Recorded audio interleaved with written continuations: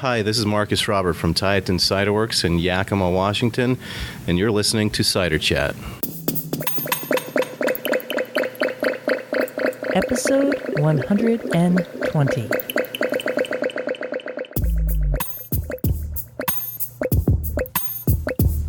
Hello and welcome to Cider Chat. My name is Ria Wincaller, and I am the producer and cider MC of this weekly podcast, where we speak with makers, enthusiasts, and folks within the cider trade from around the world. Did you know that you could keeve Perry? Well, they certainly do at Tieton Cider Works, and that's what we're going to be touching upon with Marcus Robert. Also, his role on the board of directors for the United States Association of Cider Makers.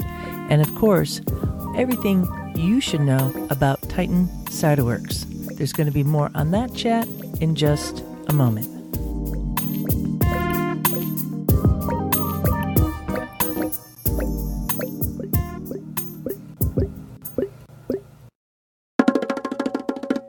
Before we dive into this conversation with Marcus Robert on Tieton Cider Works, we're going to catch you up with a bit of news out and about in Ciderville. And just so you know, if you're new to podcasts, you have the option of scrolling forward or scrolling back, which I think is a great little thing to have. You could do that right on your phone or on your computer, sometimes going backwards if you miss something. So if you really want to go to Marcus, and I could see why, scroll ahead already. Don't sweat it. But in the meanwhile, let's talk about cider competitions.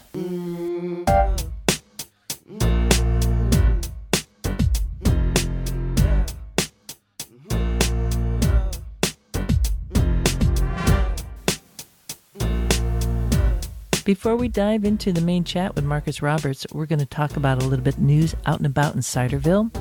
And if you're new to this podcast, well, that's what we do. We check in, we find out what's happening, and then we go into the main conversation. So you could always scroll ahead if you want to do that. Be my guest. But in the meanwhile, I bet all the rest of you who don't want to scroll ahead would like to hear that there are some cool cider competitions that you could get involved in.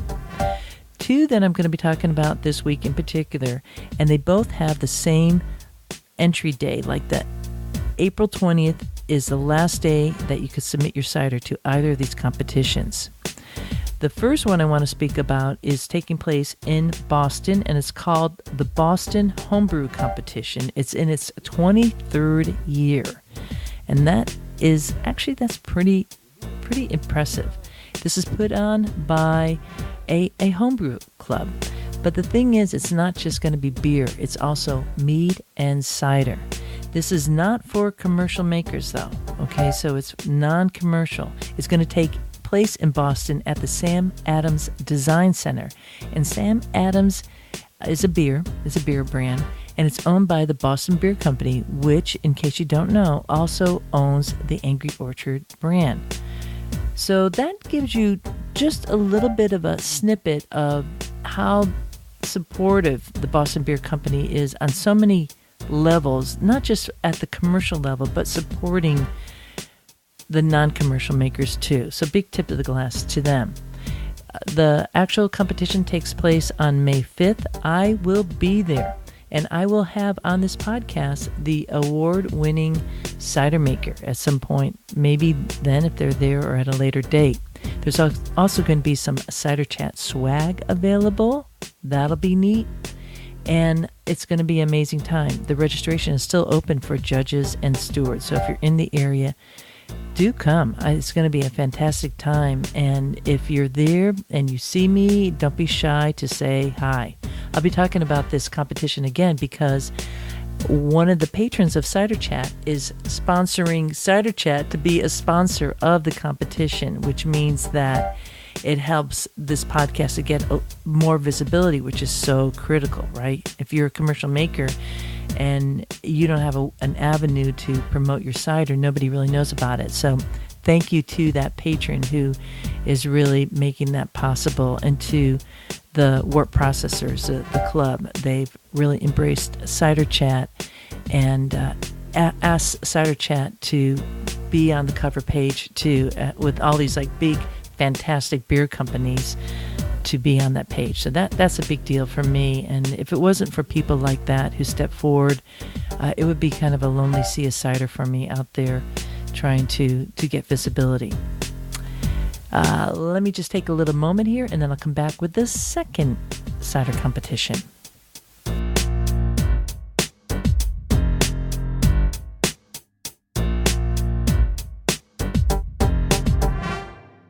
The Great Lakes International Cider and Perry Competition, better known as GlenCap, takes place May 16th through the 19th. And this is open to both commercial and non-commercial makers. And again, the deadline to get your ciders in is 4/20. So don't blow it. We know what you'll be doing on 4/20. And anywho, it is a 3-day event. And on Wednesday, May 16th, they have a Grand Rapids Orchard and Cidery tour. And then there's a training seminar in the evening. And then on Thursday, they start the judging. Round 1, round 2, round 3, round 4. Then on Friday, there's more judging going on. Then there's an educational seminar happening. And then they have the best in class results. And then on Saturday is the Michigan Cider Association Festival. So I don't know what the details are for that, but obviously in this competition, they made it into an event.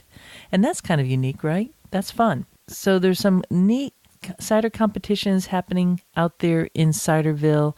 You'll have the link in the show notes to them both via this episode 121.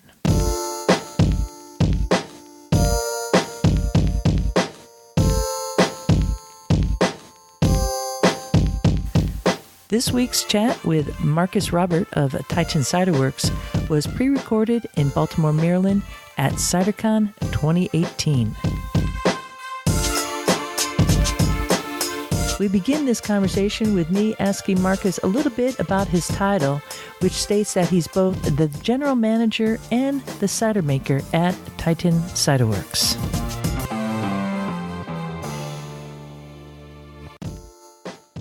When we first started, it was just me. Just like you said, it was kind of a jack of all trades. I did everything from the production to sales to everything at one time, overseeing all of that, and I still do, only just at a higher level, basically. So the cider making, the physical stuff, I'm probably not doing as much as the physical stuff anymore, but I still do all of our tastings every day. I taste the tanks every day. We go through and I make recommendations for all of the rackings and for all of the additions or anything else we make. So I still do those sorts of things, but I'm more into running the actual business side of it than ever before, I guess. And is the business side of the business world new to you, or is that something that you had skills that you could scale into cider? I grew up on a small farm. We had, maybe 80 acres at one time, maybe 100 of apples and pears and cherries. And I still have that farm. We still grow apples, pears, and cherries. But small farms are basically small businesses. A lot of people think that they're just growing fruits and vegetables and selling them and trying to get through the year, but really there's a lot to do. I mean, it's a very intricate business because we have to plan out our year, especially in the apple business, because in that world we depend on 2 or 3 checks a year. Right. We don't have a consistent, if we even get those checks back. So we sell through a tier system, and we get returns back through that tier system.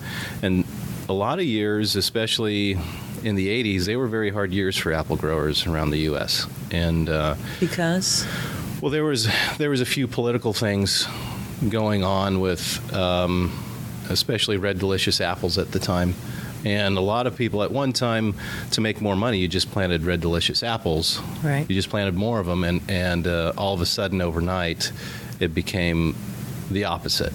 So if you had Red Delicious, you probably were either going to take a hit or go out of business if you were any size of farmer at the time, and had to be relatively diversified outside of that one variety if you were going to make it. And a lot of farmers didn't at that time, and so you learn it. At that, those years I was fairly young, but I was still privy to what was going on, and it taught me a lot about how business actually works. And I got to do the books, I got to manage people, I got to do all those sorts of things throughout my youth until I got into school and or I should say college, and it kind of went from there. I do have another business background. I own a few other businesses with my wife. We have a winery. We have the orchard business. We used to have a small retail business, and so we're not. I'm pretty versed on the business side. Yeah. And let's just let everybody know the name of your winery. Winery is called Fontaine Estates, and it's in Natchez, Washington, which is just west of Yakima. And we've been doing that for about, I want to, let's see, 12, 13 years now. And I started making wine just before that. I started making wine for about 5 years before we opened up that winery. So that you were probably really able to hit the ground running then when you said, I'm going to go into cider. Yeah, and really how I got into it was, since I have an orchard background and I had a wine making background, Craig Campbell and his wife, Sharon, they needed somebody. They had just started this cidery. They needed somebody to come up and run it, but they also thought that having me integrated in the orchard side of the business too would be good, since I have that experience. But I worked in that capacity for about a year until the cidery was just took up most of my time, or all of my time, basically. So, did you expect that?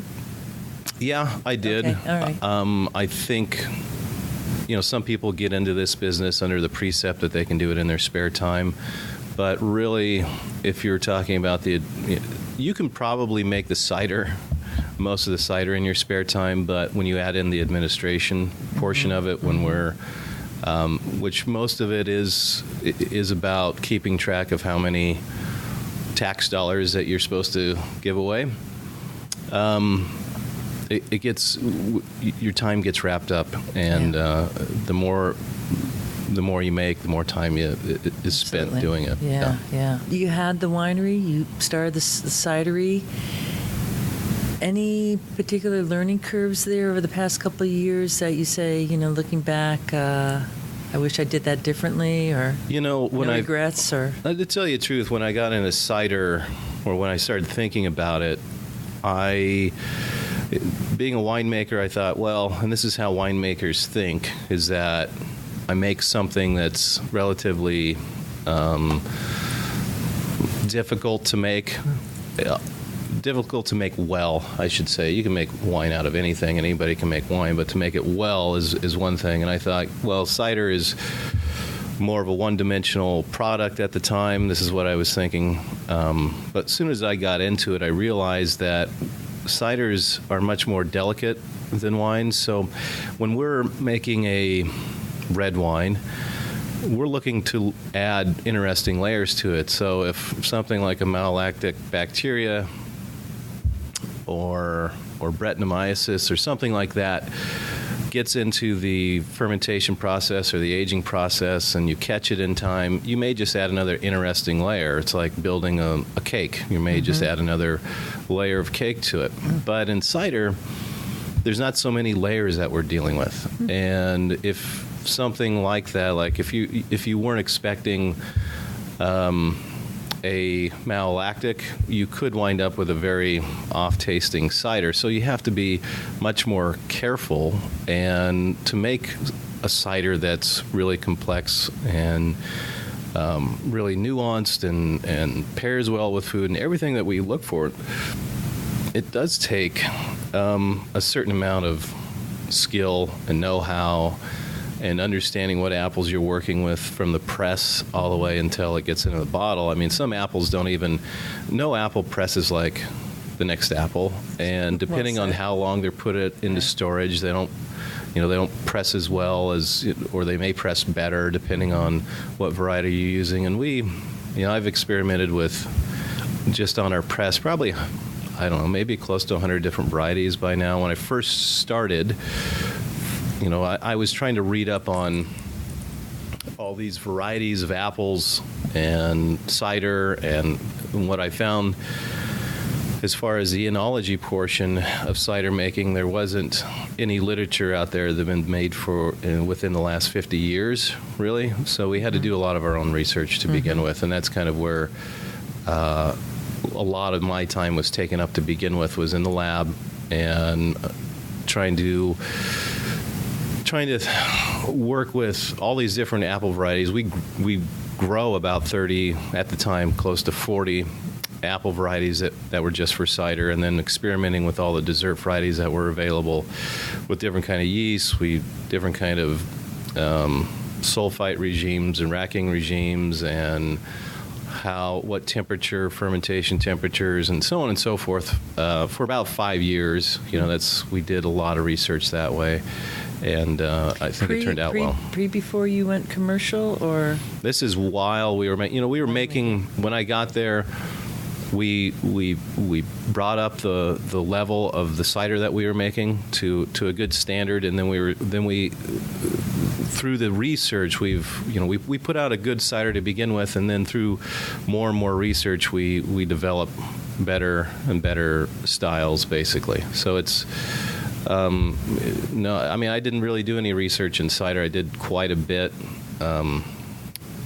in winemaking before that. So the lab process is pretty much the same, only I'm dealing with a different kind of fruit. We're dealing with different kinds of tannins, or any tannins at all, and different kind of acid, and so there was a lot of techniques that needed to be modified to produce something well. To meet it, yeah. Well, that seems like a pretty measured approach. It seems like you were just being steady on, and it's a rather exciting time in the cider realm, certainly in the U.S., when you have a kind of a clear screen to work on and write in the numbers and configure what you're doing. So you are essentially a traditional kind of cidery. Would you say that, or do you mix traditional and modern? I think we mix traditional and modern. Yeah. When we first started, I mean, we have about 55 acres of bittersweet and bitter sharp apples that we work with, and some heirlooms. And I sell a little bit of that as juice to other cider makers, so they have something to work with also, because there's just not a lot of that out there. So as far as the apples are concerned, we use a lot of those in our cider. Some of the fermentations are fairly eclectic that we use. We do some keeving processes with a few of our varieties of cider, or Perry. How many times did you have to do a test run with keeving before you? and do you feel that you've kind of got it down? I know it's kind of a squirrely kind of cider to make. I love Keeved ciders. Yeah. When we do something like that, before we invest so much money into 10,000 gallons of juice, or 1,000, or even a few hundred gallons, we do a step-up process. Sure. We do bench trials to see how it would work. We test the juice to see if they even have enough pectin to even start a keeve, and kind of work up from there. But it was probably 2 years worth of just benchtop trials and understanding before we really made an investment into the product as far as keeving is concerned. And just so listeners out there in Ciderville know about Keeved Cider, can you give us a snapshot of what that means? Because it's a big question. How do you stop fermentation? And this is one of the ways, but it's a certain style of cider too. Yeah, it's not stop. You stop fermentation. I guess the French and English would argue about this, who actually started keeving, but traditionally, right now, the French do most of their ciders. Well, I wouldn't say most of them, but a lot of their ciders are still traditionally keeved, and they're the ones that do it the most. And basically what we're doing is using the natural pectin in the cider to try to sequester a lot of the nitrogen during that first part of fermentation, and then we rack off the juice so that the nutrients for the yeast is left behind, or a lot of it is. And then we start going through a slow fermentation process of building up a generation of yeast, and then racking that off, and then building up another generation of yeast and building it off. And through those processes, we deplete the nutrient for yeast and bacteria at a relatively cold temperature. We ferment under 45 degrees Fahrenheit, and a lot of times it's probably under 40 degrees, depending on the speed. And every time it speeds up, you rack off and then the yeast have to build up, and then eventually it goes so slow that it only takes basically one more racking to stop the fermentation. And you kind of get to a point where it's just getting you realize it's getting so sluggish, and you can't necessarily speed it up just by warming it up, and then you just rack it one more time, and it's done. And there is some balance there to which you want your acid and sugar balance, or how much sugar you want left in there, how much residual. We get to a fairly dry stage, probably more of a medium style cider for a Keeved. Yeah, so can I just stop you here just so I understand? So you're not doing the style, or you are doing the style that you have like the brown chapeau on top? Yeah. You are? Yeah, okay. Chapeau Blanc. Right, Yeah. Okay. So you are doing that, because the way I normally think of Keeving is that you have the juice.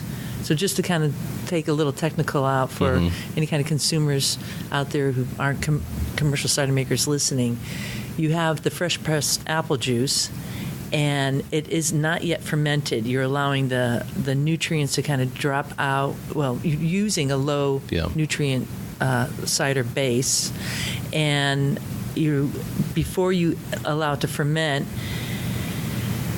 you create this brown cap on the top of the cider that is. There's a couple technical things I don't really want to get into right now, or we can. Well, basically, you're hitting on it fairly closely. So some of those solids in the juice will sink to the bottom, and the pectin will actually bind. And we know that pectin forms gel, like in your jellies and jams, and that pectin will in the juice will actually bind if we add a enzyme, and it'll bind, and that will actually float to the top. And fermentation is just starting at that point, and that's what makes that pectin float to the top. And it's starting very slowly, and those CO2 bubbles from the fermentation float the pectin to the top. And what you were talking about, a chapeau blanc or a brown hat, is when we look down in the tank, we see that brown cap form, and it's brown because it's oxidized on the top, because it's touching the air.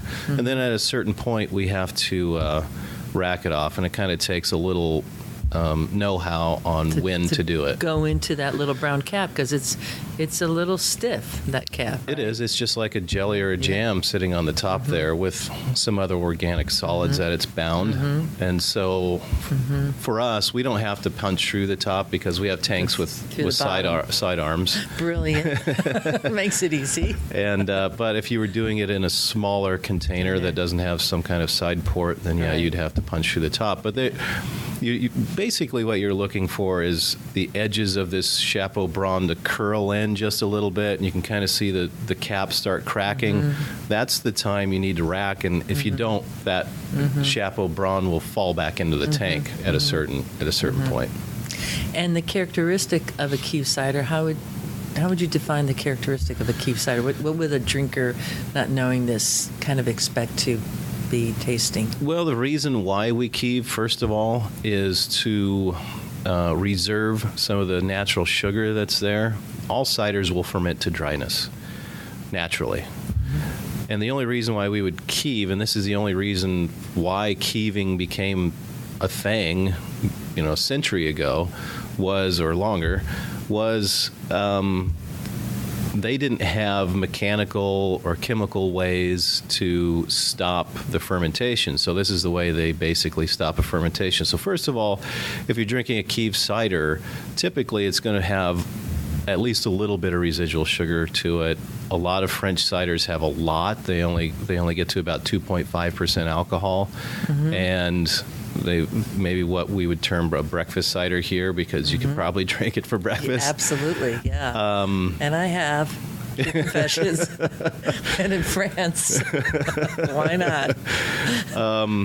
The other thing is some wild characteristics, because from the yeast and bacteria that are within that fermentation, because we aren't technically, we're not inoculating this with a cultivated yeast. It's whatever is in the tank, it's whatever was on the apples, it's whatever is floating around the air is what is actually bringing on the fermentation. So that means there probably is, or there could be, a lot of wild yeast and some bacteria that are in that process. We're not pasteurizing the juice. We're not using sulfites. We're not doing any of that before the keeve. So it's all kind of a natural fermentation. So you will get some wild characteristics. It may go through a little bit of malolactic. It may have some of those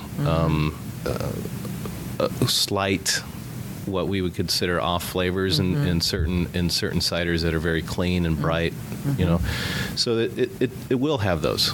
But if you do it correctly, it adds, I think, some more character to the cider.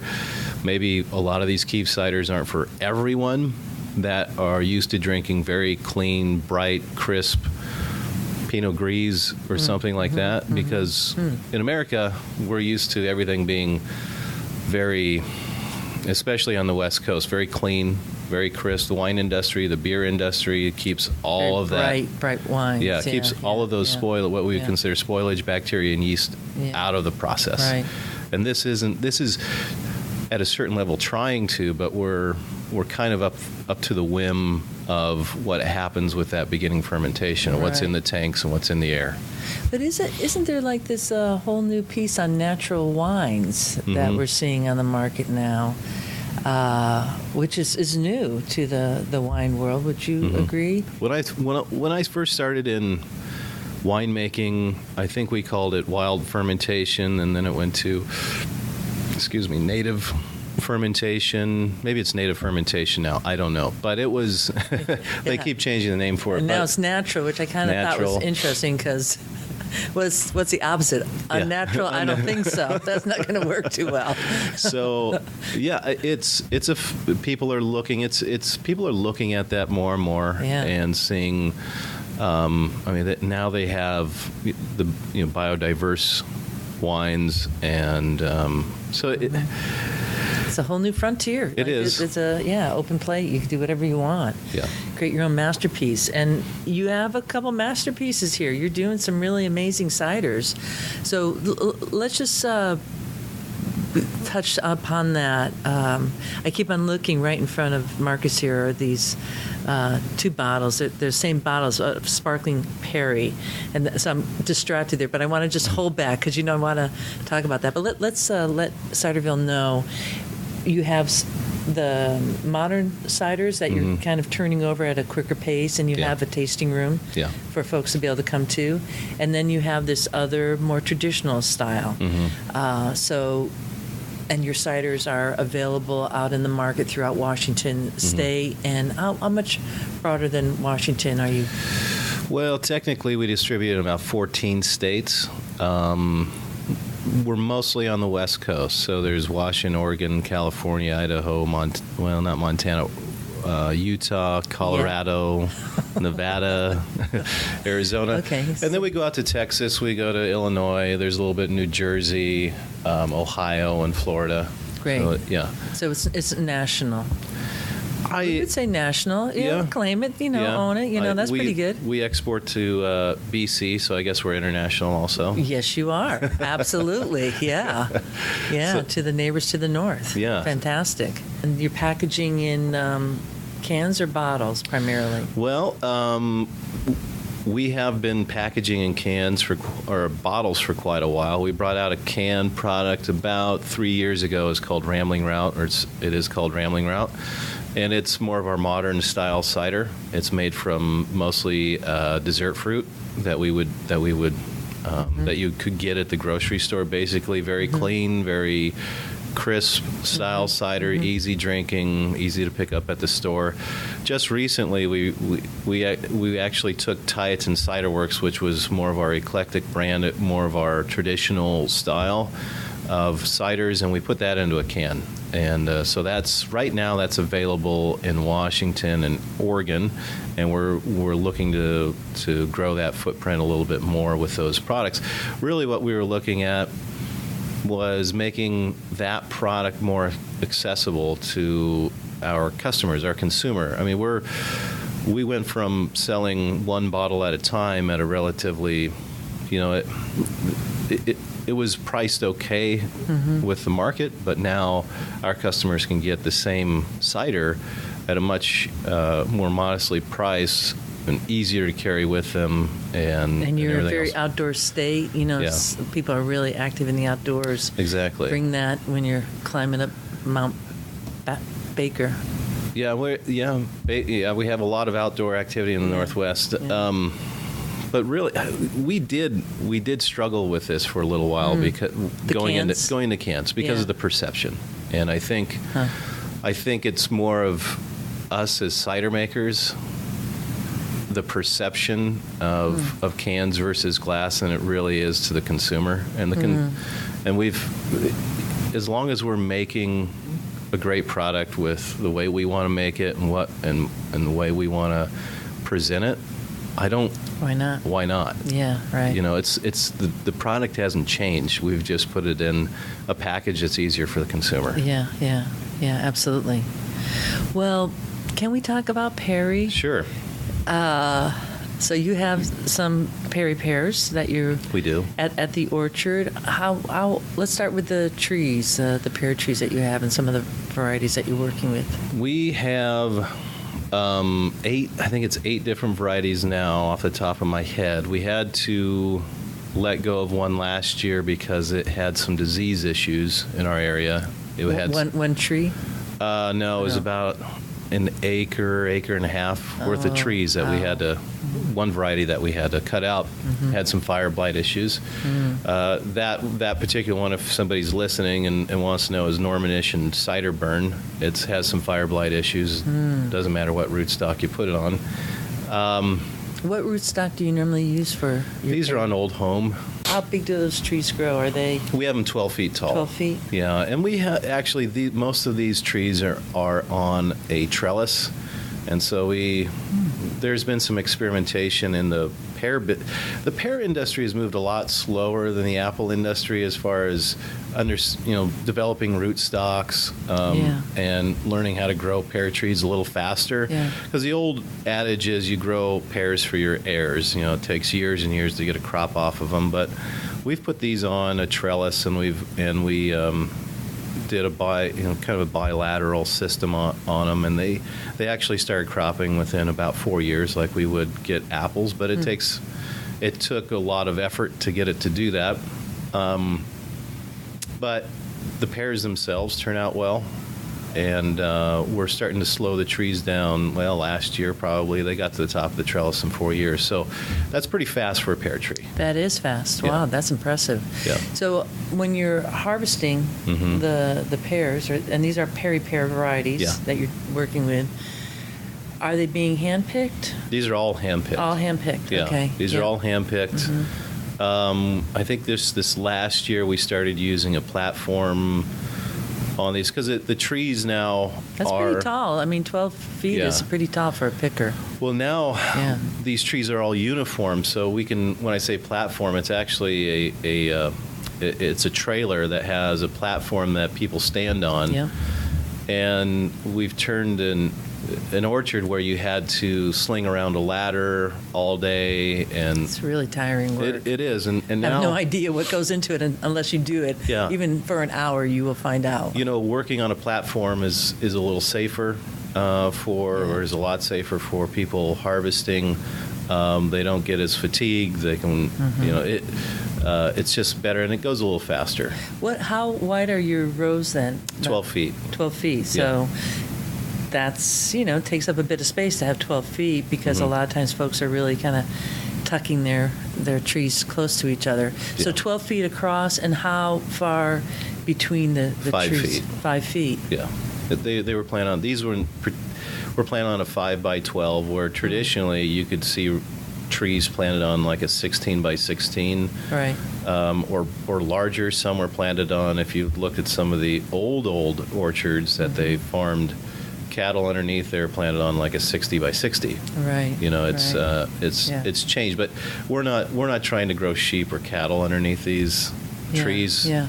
We're utilizing the acreage just for pears. Right. Or fruit. Got it. Yeah. Interesting. So these are trellis. Is it like a spalia where it's like spread out, or they're just going vertical up and down? No, the trellis systems that we use, we train the limbs, or at least a lot of the limbs, down to the wires. These typically have 5 wires on them. And we'll train the limbs down because fruit trees really don't grow very much fruit on vertical shoots. They like horizontal shoots. And so we need to pull the limbs down a little bit to get them to actually put out fruiting buds in the spring. So there's a little bit of training to do throughout the year. And how about dealing with the Perry Pear? Because they're kind of persnickety. They ripen at different times and all that. And so if you could talk about that, and also just pressing the pear, because that is a factor. At least, in Normandy, they're just plopping it in and pressing it, and they're not thinking about. I hear a lot from typically American cider makers that it gets really mushy. And so they're adding something like rice or some other substance to give a little bit of bulk there to be able to press down. Yeah. What's your experience? Well, so first of all, the quality of the pear that we pick, we'll go through and color pick, and we color pick to a certain. Pears, obviously, they turn yellow when they get ripe, but we want to get them before they're actually yellow on the tree. We want to still pick them green. And a lot of people don't know this, is that if you pick a pear a little on the green side, they will actually develop more aroma as they store. Oh. And so we'll pick, like Bartlett's, if we're picking a Bartlett pear, we pick it relatively green and hard. And then as it goes into storage for a few weeks, it actually develops more aroma than picking it dead ripe on the tree. And a lot of people don't know that, but that's what the research tells us. There's papers written on this. And so we pick them a little on the green side. We put them into storage. And then I'll go through at least once a week and look at these pears, and it may take up to 6 weeks before they're actually ready, or it may just take 2 weeks, but I take a look at them, and if they're starting to turn yellow on the outside, that means the insides are relatively ripe. And because pears ripe, unlike apples, they ripen from the inside out. And so as soon as that pear is dead yellow on the outside, it might already be rotten on the inside. So we go through and we keep them in cold storage. We cut those pears about once a week to see what how quickly they're ripening, and we always have to leave a little bit of line time on our press in case we have to get these pears run. Because really, once they're ripe, you have to run them within probably about 24 hours, 48 hours, something like that. Because it becomes super mush. As soon as a pear gets ripe, it goes. Mushy. Yeah, it goes. It can rot really quickly, and so and that's not to say there's already a lot of overripe in the bin. And so when we get them to the press, we'll typically grind these pears, and then we'll macerate them because the pears are so high in tannin. These particular pears, we'll macerate them for at least 24 hours, and then we'll put them in a bladder press and press them, and they do get a little mushy. They do get a little, and depending on the quality, I guess, the consistency, we will add rice hulls to form a cake. Okay. In the bladder press. Most of our pressing happens on a belt press, but this typically goes through a bladder press. Yeah. The the maceration is basically just leaving the pulp on the juice. And what happens is some of those tannins are soluble. And if you leave them on the juice, you actually get rid of some of those tannins, and then your juice and your perry at the end becomes more supple. And so that's really what we're going for. And we may leave it on longer than 24 hours, just depending on how tannic that particular pear is. We put it in the bladder press it off, and then go through the keeving process with our perry. Okay. So that's kind of how we make our perry. Interesting, yeah, because I haven't really heard that people keeve with perry, so that's... It's one of the products that we... Yeah. Wow. You know, pears don't have as much fiber, and they don't have as much pectin as apples. And so to get a good, consistent keeve out of a perry or a pear is relatively difficult, just because you're dealing with less pectin. Yeah. But yeah, our perries, we do keeve those, and they do keeve, for whatever reason, they do keeve fairly well. Wow, so interesting. The Bartlett, I don't really consider as a Perry pear. Oh, no, I was just using that as an example. Okay, no, we okay. don't. All right. We don't use Bartletts in ours. It's all traditional Perry pears. Right, because I did work with some Bartlett pears myself at home this year, and it was like, so we had so many pear trees. It was just like, I've never seen trees that never fruited before were fruiting with pears. Yeah. And so I was just pulling them everywhere and trying what I could, and those Bartletts are something. They're something, anyways. So you're keeving it. Shall we open one of these bottles Sure. here and try it? But these are nice bottles that you're using here too. Yeah, these are small champagne bottles, 500 ml, with a crown cage and a cork on them. So sparkling Perry, is it bottled conditioned? No, this is not actually bottle conditioned. And it's just really, it's kind of petulant rather than sparkling.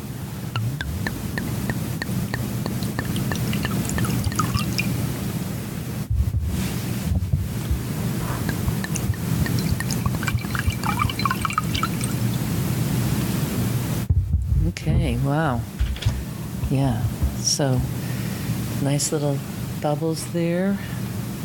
Very, just to talk about what the color here is. It's very clear, a very light straw yellow. Yeah. It's kind of a light straw, a few bubbles. Aroma is more like a little bit of honey and strawberries. And then it does kind of have some of that wild characteristic with a little bit of roundish tannins on the background. Wow. Yeah. The berry piece here in that's really coming, even though it's a pear, but it has that kind of yummy, like strawberry almost. Yeah. Wow. Yeah, and this would be, technically this is a semi-sweet, because it's 5.5% alcohol, but it's also 5.5%. Well, it's actually more, 3.5% residual sugar, I should say. But with the amount of acid that's here in tannin, it doesn't necessarily, it tastes more like a medium style cider, or I should say perry. But that's right. It has quite a bit of citric acid in it. Perry pears have lots and lots of citric acid, more citric acid per volume than oranges do. And so that citric acid is a fairly strong acid on your palate, and it can... when we do any of our fermentation, especially like a keeve like this, we're not trying to make a sweet cider. We're trying to make a cider that is well balanced and has a fair amount of acid. I want more actually acid than sweetness, so it pairs well with food. And that's very important with ciders. If you have a very sweet cider, probably not going to pair well with very many foods, but you need that acid up front to pair well with a lot of different food.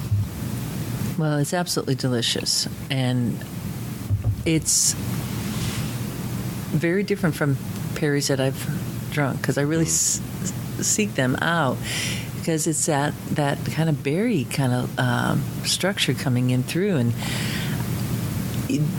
you are using any kind of yeast in this at all? We haven't. Well, this is nothing that we've inoculated. Yeah, right. So when I think about Washington State, the beauty of this is that you're sipping into the terroir of your region here, and thinking about Washington, I don't know why, but I kind of think of it as a kind of a fruitful kind of stay. I don't know, because I've gone years back touring through wineries and the Loganberries and things like that up there. Mm-hmm. But I haven't really had this kind of structure within a Perry, so it's really unique to my palate. So I appreciate you sharing this here today, because it's if folks listening, if you get a chance to have this Tieton Cider Works Sparkling Perry, you should really seek it out, because it's a burst of flavor that is unique. And sometimes I get like a peppery style with Perry Pears, and I'm not really getting that here. It's much more smooth, well balanced. Mm-hmm. So you were going to say something about, I have a question about the citric acid. So how do you manage that as a cider maker? The citric acid? Yeah. Well, because it could go acetic really quickly. Yeah, it's like one hydrogen atom from being acetic acid. I know. So let's dial it back here a little bit in terms of, you pressed it, you have it, you're dealing with the keeving. Mm-hmm. What are you managing there to not let it go acetic, which is kind of like vinegar for folks who don't know? So there are certain bacteria that will feed on citric acid and turn it and they'll put out basically acetic acid, which is what you find in vinegar. Mm-hmm. It's the temperature of fermentation. So most of those acetobacters or other bacteria will typically they won't have any metabolism above about 50 degrees. So that's another reason why keeping your fermentations cool. So you're dropping down a lot lower than 50. Yeah, we're 30, 34. We're during our fermentations we're around 38 to 40. 38 to 40. Okay. Somewhere in there. Yeah. And this fermentation on this one was about 5 months long to drop the amount of bricks that we needed. We started out at about 15 and a half bricks, and we got it down to about 3.5. And so it took about 5 months to drop 12 bricks, which is quite a long time. When we're talking about white wines, we'll ferment a Pinot Gris 22 to 24 bricks in 10 days or less. Really quick. Yeah. And we're talking about 5 months to drop half of that the amount of bricks. But could that be because you're not dealing with a cultured yeast at all here? Is that part of it? It's mostly because of the fermentation temperature and the actual the amount of yeast and nutrient that we have in there. So we're not allowing the yeast to metabolize very quickly, and then we're starving the yeast of nutrient. So they really have to try to feed on the last generation of yeast, which we're trying to get rid of every racking. So we starve them more and more and more until they get so stressed out that they just stop. So how does that impact the citric acid then, by doing that in terms of low temperature and slow fermentation? What's going on with the citric acid? There's really not a lot going on with the citric acid itself. That really doesn't have much to do with the citric acid, other than it's not allowing the spoilage bacteria to turn that citric acid into acetic acid. Over time, because this is a 2015 that we're tasting here, and when we bottled it, that citric acid was a lot more up front than it is now. It's settled. It's gotten a lot softer, and so over time, acids denature, and they become a little bit the actual. This has become a little bit more towards maybe the sweeter side, but there's still that tan in there to kind of balance it out. Yeah. So it's 3 years old. This would be, it'll be 3 years old this fall, so it's about 2.5. Okay. Yeah. All right. So it's really pronounced. And how long would you say a bottle like this would last? When would be its peak time to drink? Because of the amount of tannin, and the tannin is really the antioxidant here that keeps it quality. I would probably say between now and the next couple years is kind of peaked right now. But just like Bordeaux wines, when they're drank fairly young, they're really tannic, and it's the amount of tannin there that actually helps them age and oxidize relatively slowly, because that tannin is the antioxidant there. And that's why ciders and perry that are made from traditional apples that have quite a bit of tannin to them have much more tendency to get better with time, and modern ciders that are not are made to drink fairly young, like white wines. Most white wines are made to drink fairly young. As I'm drinking this here, I'm getting a little grapefruit. That kind of like when you cut into a fresh grapefruit, that is that perfect time of the year, and you get that kind of floral mouthfeel with eating it. I'm getting that in here. It's delightful. It's a complex drink. That's why cider, and of course certainly perry, really needs to be savored. Really savor it. But at 5.5%, that's pretty doable too. Gunk, gunk. You could drink it back, but really delightful. Good. Do you enjoy making cider over perry? Is there one kind of style that you like fermenting more than others? I think it boils down to how much time I have. I like doing new things, and this is kind of something that nobody else is really doing here, as far as a perry being keeved and traditional Perry Pears and that sort of thing. Yeah. And doing it more of a traditional method that way. It's fun to think about that we can take those that art, that style that's been around for centuries, and produce it here with the same kinds of pears that they've been using for a long time, and doing that.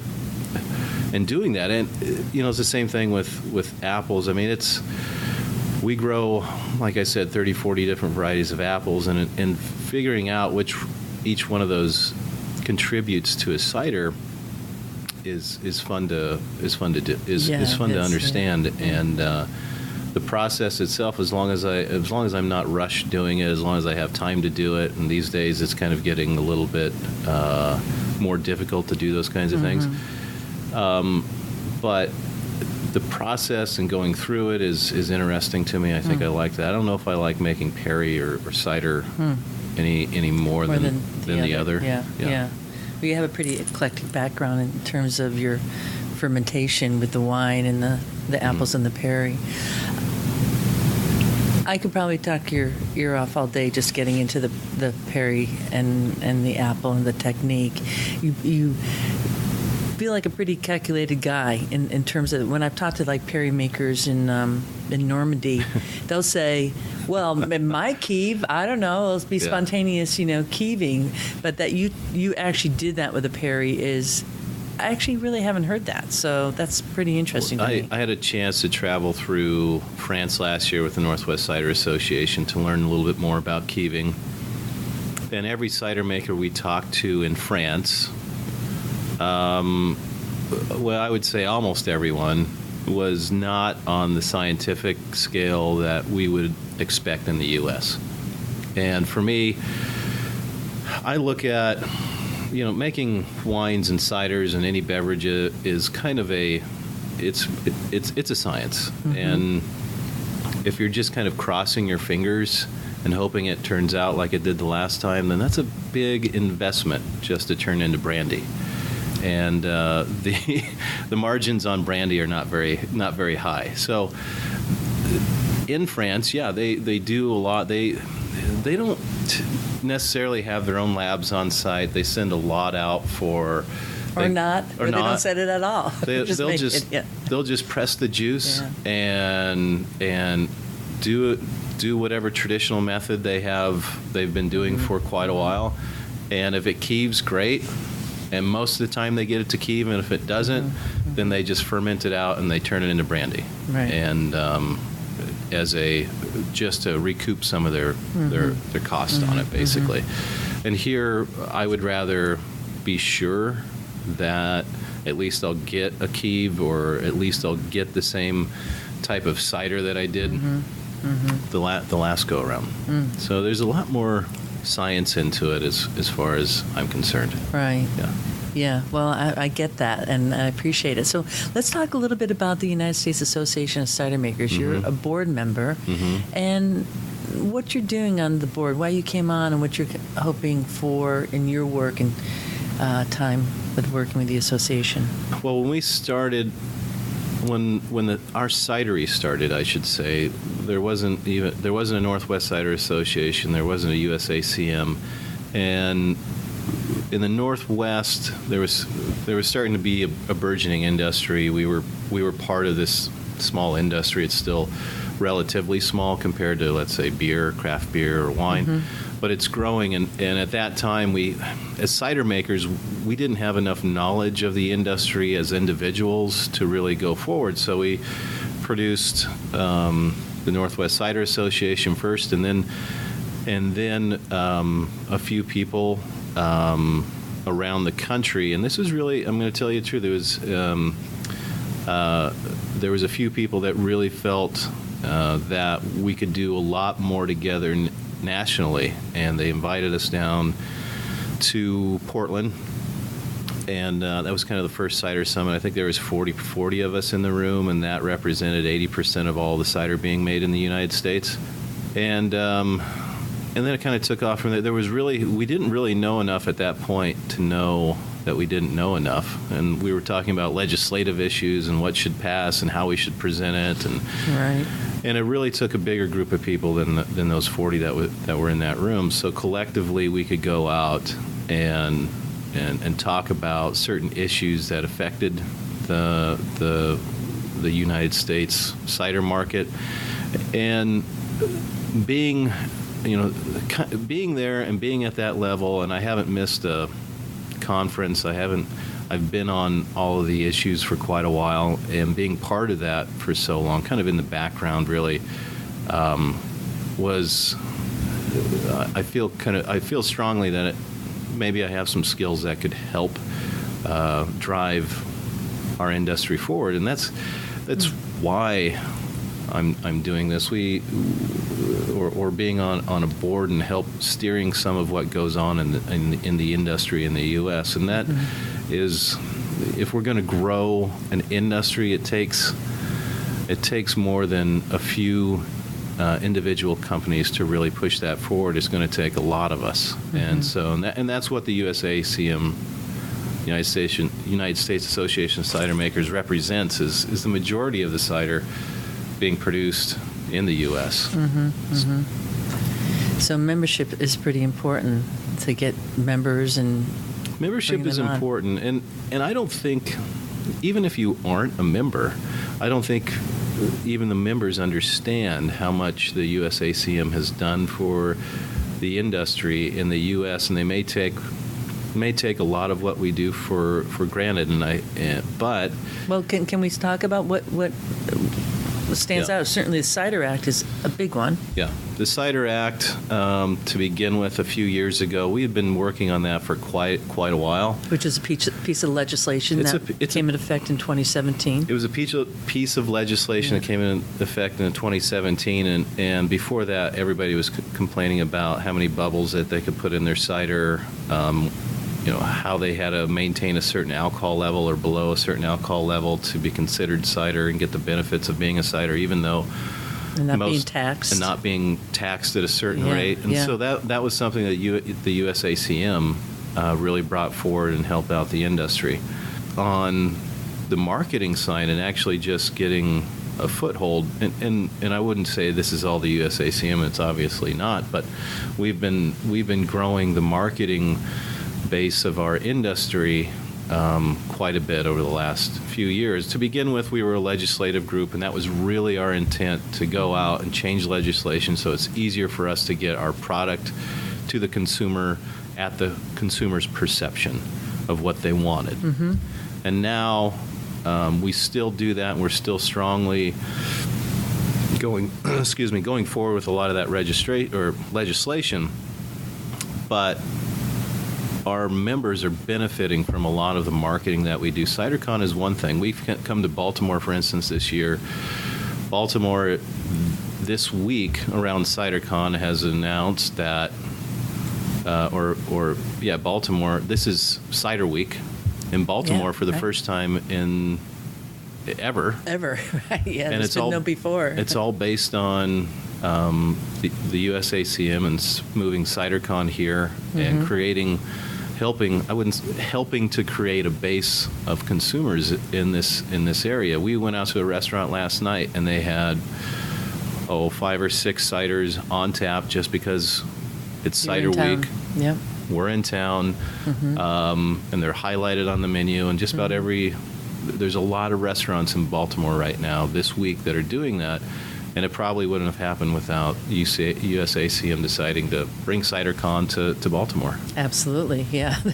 What would be the incentive, except that you're having over 1,000 people coming into town who are thirsty for cider. Yeah. So hopefully Baltimore will continue that. Yeah, and now we're creating a base here where there's going to be some consumers, and there'll be some residual market here long after we That's leave, right. and hopefully it continues, like you're saying. Yeah, and of course Maryland has a long history of palms in this state, with going back to 1634. So with Herefordshire and Perryville, Maryland, it's kind of a big thing. Yeah. And Orchard Street and Cider Alley just around the corner from here. Who knew, right? Who knew? Because I think a lot of people were looking at the association saying, why are you picking Baltimore?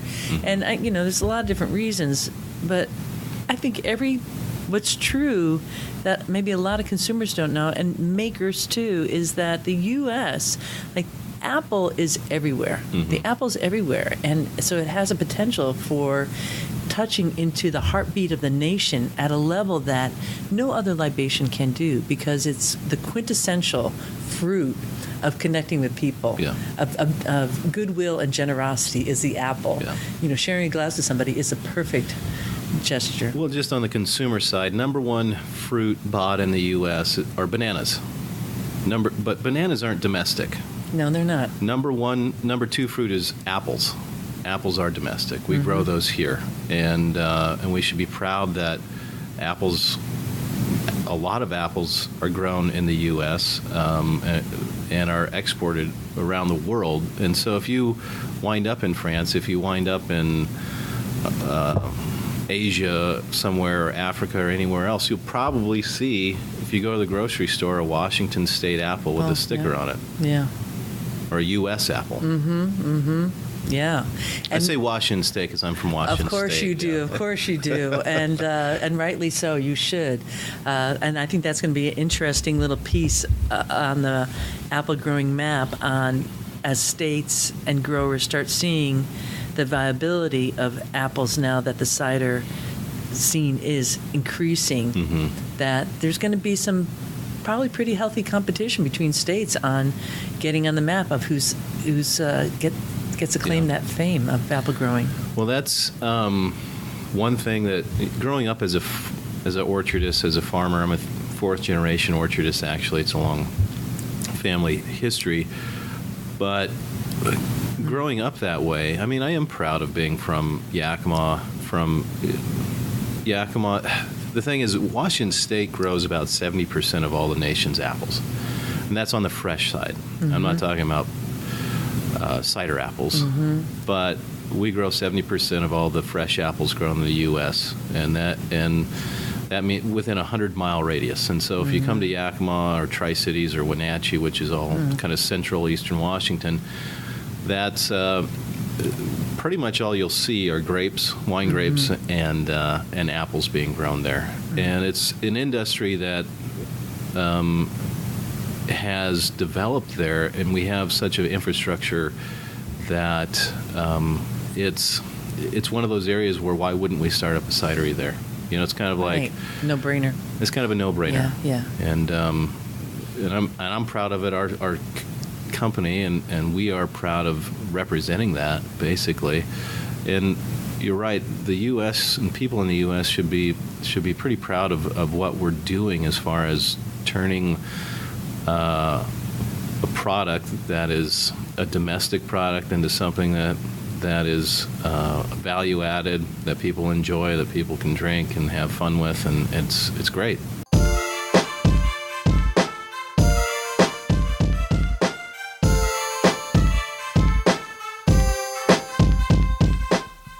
Yes, cider and Perry is great. And if you go to the show notes for this here episode 121, you'll get some of the main points that Marcus was talking about in terms of making Perry and also growing Perry Pears too. And speaking about Perry Pears and all that good stuff, I grafted this past weekend a bunch of Perry Pear scion wood onto pear rootstock. So fingers crossed for that. I'm going to be posting those photos up on the Cider Chat Facebook page. And in addition to Perry Pear, well, don't you know, I have a trip going to Normandy, France, September 23rd through the 29th. And one of the regions in Normandy that we are going to be visiting is the Domfront region. It's a little south of Pédoge, and we're going to be thick in on Perry Pears with some of the best makers out there. Folks are signing up for this tour now. Epic, absolutely epic. We're going to be at the Musée du Poiret. It's going to be the time of the year that the Perry Pears are going to be dropping, and you'll be able to just pluck it from the tree or pick it up from the ground and bite into that Perry Pear and taste what an authentic Perry Pear should be like. It will just fine-tune your palate, give you an appreciation for that art. And indeed it is, because there's different styles of making Perry, as Marcus was talking about, and the French makers that we're going to be visiting, they are the pièce de résistance. So you want to check that out. Just go to totallycider.com. There will also be a link to that page in the show notes, or you could just Google it, Totally Cider. You'll get to see the full overview of the trip and find the link to make your reservations and come along with me to Normandy in September of 2018.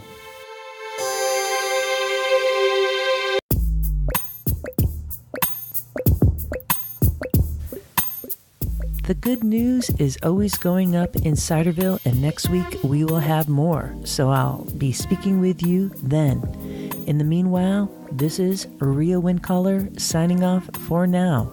Looking forward to seeing you in Ciderville. Going up, going up.